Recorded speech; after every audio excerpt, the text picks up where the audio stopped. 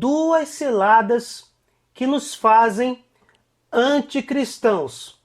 Este fazem, meus irmãos, entre aspas, porque justamente por serem ciladas, às vezes nós entramos nesses embustes de forma inconsciente, na ignorância, podemos dizer assim.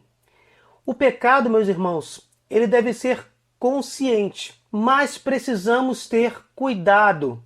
Essas ciladas nos conduzem a pecados ainda maiores. É preciso compreender que se a gente tem consciência de que algo está errado, nós precisamos mudar de direção. Está lá em Hebreus 10, no versículo 26. Depois de termos recebido e conhecido a verdade, se abandonarmos voluntariamente, já não haverá sacrifício para expiar este pecado. Se a gente passa a entender que o que estamos crendo é algo anticristão, é algo que não condiz com a minha fé, nós precisamos do bom senso. Nós precisamos mudar de rumo. Até porque nós estamos peregrinando nesta terra, por caminhos tortuosos, pelo vale de lágrimas. E é necessário entender que haverá momentos em que precisaremos mudar a nossa rota. A primeira cilada tem a ver com o fato de que algumas filosofias querem taxar Jesus de um espírito de luz, de um grande médium. E aí nós precisamos compreender que Jesus não é um grande médium, não é um espírita. Espiritismo é um falso Deus, podemos dizer assim, junto com a astrologia, com a superstição, com a magia, com a adivinhação. Durante toda a Sagrada Escritura, o Espiritismo ele é condenado como uma prática que não condiz com hebraísmo/judaísmo e com o próprio cristianismo. Está lá em Deuteronômio 18. Quem praticar a consulta aos espíritos está praticando, melhor dizendo, uma abominação aos olhos de Deus. Você não precisa de espíritos perambulando por aí para crer no além, para crer na vida após a morte. Espiritismo é diferente de espiritualismo. Espiritismo, a pessoa que é espírita, ela acredita na consulta aos espíritos, que, como já dito, é completamente condenado biblicamente. Jesus vai dizer na parábola do rico e do Lázaro, ainda que algum morto se manifeste, as pessoas não acreditariam. Elas têm a lei ou os profetas, que eram naquele momento o centro do Antigo Testamento. Jesus está dizendo, vocês têm a Bíblia. E ainda termina dizendo que quem pratica isso vai se arrepender. E junto com a consulta aos espíritos, que é um dos pilares do espiritismo, nós temos a reencarnação, que é o oposto da ressurreição. Eu poderia aqui tecer muitos comentários sobre isso, mas temos um vídeo no canal que explica todos os motivos pelos quais não podemos crer na reencarnação. Vou deixar o link na descrição. E também na mediunidade, que possibilita, entre aspas, aparentemente a consulta aos espíritos. Também vou deixar o link na descrição. Em Hebreus 9, 27, está descrito que os homens só morrem uma só vez e logo em seguida vem o juízo. Portanto, não existe reencarnação. Todas as passagens bíblicas que falam de juízo particular, de juízo final, de céu, inferno e purgatório, perdem o seu sentido se você acreditar na reencarnação. que em nenhum momento é contemplado nas Sagradas Escrituras. O Espiritismo chega a dizer que é a terceira revelação. A primeira seria o Antigo Testamento, a segunda seria o Novo Testamento e a terceira seria o Evangelho segundo o Espiritismo, que acaba colidindo com as Sagradas Escrituras. Se a gente considerasse o Espiritismo como a terceira revelação, isso agride frontalmente a inspiração do Espírito Santo sobre toda a Sagrada Escritura, dizendo que há uma desarmonia bíblica absurda. Acordemos para este fato. Não continuemos nesta cilada. Em Gálatas 1, versículo 8, mas ainda que alguém, nós ou um anjo baixado do céu, vos anunciasse o evangelho diferente do que vos temos anunciado, que ele seja anátema. Meus irmãos, não existe outro evangelho além dos evangelhos bíblicos. O evangelho segundo o Espiritismo se encaixa exatamente nessa passagem de Gálatas 1, versículo 8. Nenhum espírito baixou, inspirou alguém, criou esse evangelho. E mesmo se isso acontecesse, que ele seja excluído.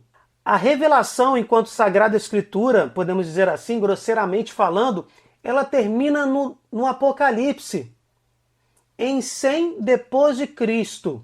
Aí tivemos várias correntes heréticas que batiam de frente com verdades fundamentais sobre Jesus Cristo, inclusive sobre a afirmação de que ele é Deus encarnado, que seria a segunda cilada.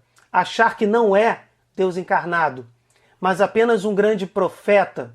Vários evangelhos foram escritos por essas correntes, evangelhos que agrediam profundamente os 4 evangelhos bíblicos: Mateus, Marcos, Lucas e João.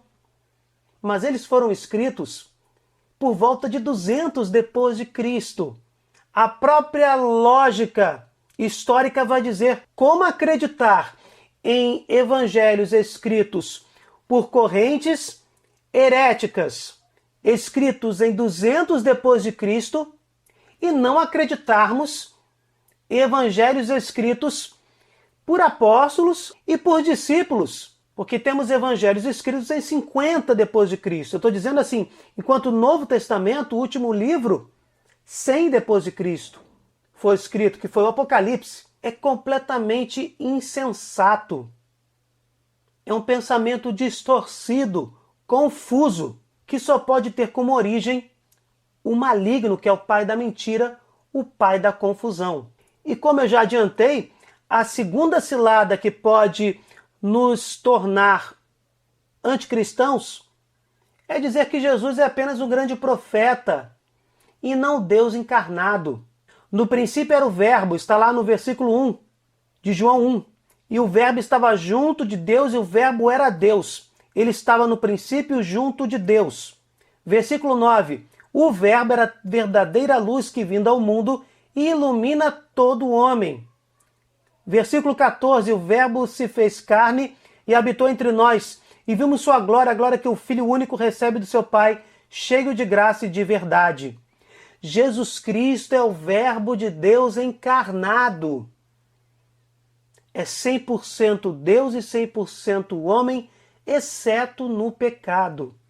Não podemos admitir que denominações que se dizem cristãs esvaziem a divindade de Jesus Cristo.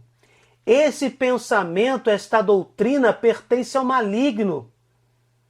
E inclusive esvazia o sacrifício redentor de Jesus na cruz.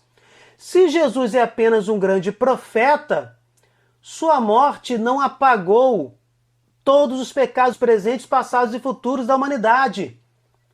Porque Jesus Cristo não tem valor eterno, porque não é Deus. E aí, se o sacrifício redentor não tem sentido, também aí vem o Espiritismo e diz que você precisa buscar a sua salvação em sucessivas reencarnações, evoluindo a sua alma, esvaziando, repito, o sacrifício redentor de Jesus Cristo. Dizer que Jesus não é Deus esvazia os evangelhos, esvazia as palavras de Jesus Cristo. Olha como essa cilada te leva à condenação. Você passa a não acreditar nas palavras de Jesus que confirmam a Eucaristia. Por exemplo, em Lucas 22, tomou em seguida o pão e depois de ter dado graças, partiu e deu-lhe, dizendo: isto é meu corpo que é dado por vós, fazei isto em memória de mim.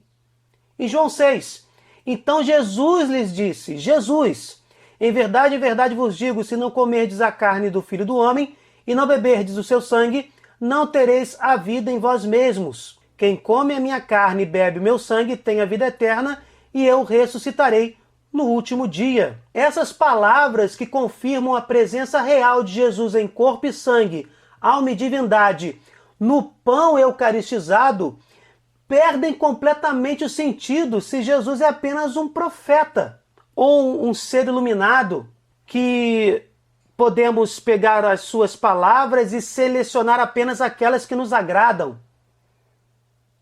Acordemos para estes fatos. É através dessas ciladas que se originam armadilhas para nos afastarmos dos tesouros celestes, como a Eucaristia e como a confissão. A confissão foi instituída pelo próprio Senhor Jesus. Disse-lhes outra vez: a paz esteja convosco, como o Pai me enviou, assim também eu vos envio a vós. Depois dessas palavras, soprou sobre eles, dizendo-lhes: recebei o Espírito Santo. Aqueles a quem perdoardes os pecados, ser-lhes-ão perdoados. Aqueles a quem os retiverdes, ser-lhes-ão retidos. Muito cuidado! Se retirarmos a divindade de Jesus, nós simplesmente não daremos valor a essas palavras. Ao longo dos evangelhos, ele foi mostrando para os apóstolos a Santíssima Trindade, que Deus é uno e trino, e que ele seria a segunda pessoa desta mesma Santíssima Trindade, o Verbo encarnado. Vocês viram? João 1, do 1 ao 14, lá no começo do Evangelho de João. O Verbo se fez carne e habitou entre nós. O Verbo de Deus, Jesus Cristo, se encarnou, assumiu a nossa natureza humana e deu a vida pela nossa salvação. Já no final, podemos ver lá em Mateus 28, 19, Jesus cria o batismo e nos revela a Santíssima Trindade. E depois ensinai a todas as nações, batizai-as em nome do Pai, do Filho e do Espírito Santo. A Bíblia nos avisa: quem não reconhece Jesus como Deus está seguindo o anticristo. Nisto se reconhece o Espírito de Deus. Todo espírito que proclama que Jesus Cristo se encarnou é de Deus. Todo espírito que não proclama Jesus, esse não é de Deus, mas é o espírito do anticristo, de cuja vinda tendes ouvido e já está agora no mundo. Essas palavras são claríssimas. Se você está trilhando o caminho de uma dessas duas ciladas, ainda há tempo. Enquanto estivermos caminhando nesta terra, sempre haverá oportunidade de conversão. Agora que recebemos voluntariamente a verdade, precisamos mudar o rumo para não cairmos na situação de Hebreus 10, 26. Bem, meus irmãos, espero que vocês tenham gostado deste vídeo.